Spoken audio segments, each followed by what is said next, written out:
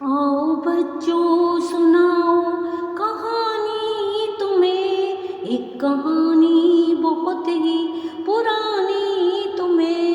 رب کے پیارے نبی تھے سلیمان، ایک رب تعالیٰ کے بندے تھے وہ خوب نیک۔ ایک تابع تھے سب جانور اور ہوا، اور پرندے بھی سب مانتے تھے کہا۔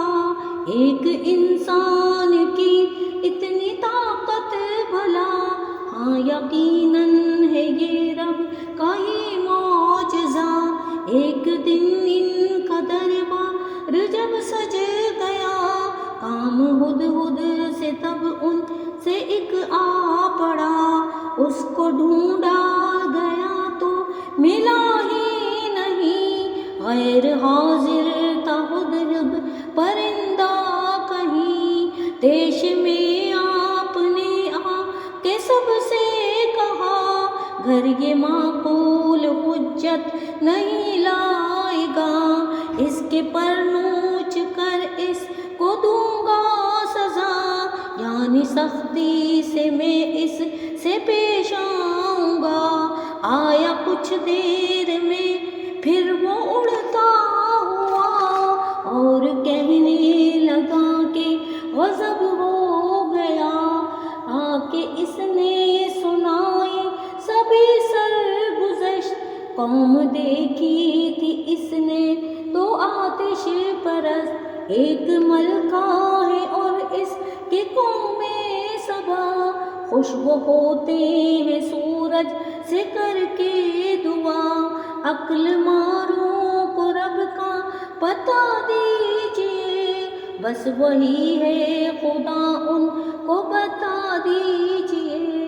سن کے حضرت سلیمان بولے تبھی، ایک مہم دے رہا ہوں تجھے میں ابھی، میرا ختم القبل کس کو جا کے دے، اور سن گفتگو ان کی خاموشی سے۔ چپ سے ایک روزن میں داخل وہ ہوا، اور ملکہ کو ہدہد نے خط دے دیا۔ لکھا تھا اس میں یہ بات بسم لگے، چوں چرا کے بنا رب کو ایک مانیے، لاؤ لشکر پہ ہرگز نہ کیجیے غرور، اور محل لائیے آپ میرے ضرور۔ چوں ہی ملکہ نے یہ خط پڑھا تو کہا، اور وزیروں کو وہ خط سنانے لگی۔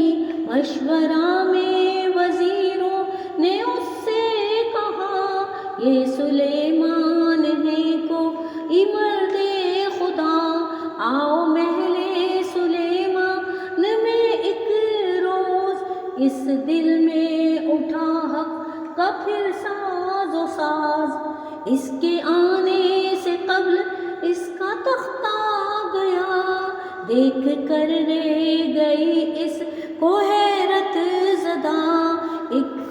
ایک کرامت تھی اور ایک مظہر تھا، ایک عالم کی طاقت کا جوہر تھا یہ، اور پھر کچھ ہی عرصے میں بلقیس بھی قوم کے ساتھ اسلام میں آ گئی۔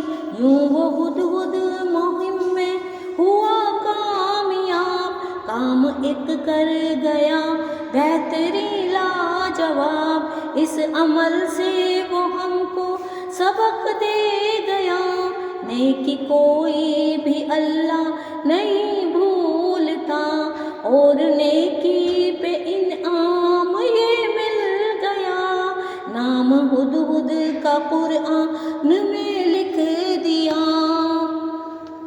گر کریں نیکیاں ہم بھی شاہین سب، نام لکھے گا پھر دوسیوں میں وہ رب۔ گر کریں نیکیاں ہم بھی شاہین اب، نام لکھے گا پھر